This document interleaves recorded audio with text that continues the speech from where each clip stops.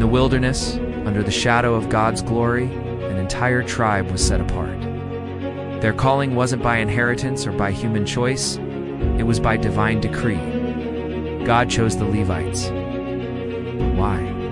Levi, the third son of Jacob, was born in a time of sorrow, but his descendants carried a fire that would one day be redirected by God for his service.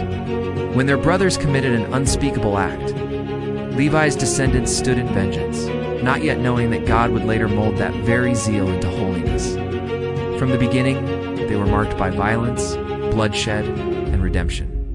The Levites' destiny wasn't shaped in comfort or peace. It was forged in fire, the foot of Mount Sinai.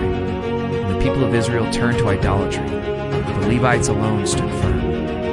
Their act of faithfulness was costly, required the sword, blood, and separation from their own.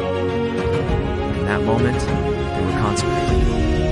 They were the priests, the teachers, the musicians, the ones who kept the nation's heart beating in reverence to God. They were a living, breathing testament that holiness was not just an idea, it was an action, a calling to live set apart. God set them apart not because they were perfect, but because they answered his call. Imagine the weight of their calling. No land to claim as theirs, no earthly inheritance, but God himself is their portion. The Levites lived among Israel as guardians of holiness, protectors of the sacred, the ones who carried the glory of God, even when the rest of the world turned away. But the Levitical ministry wasn't just about rituals and duties.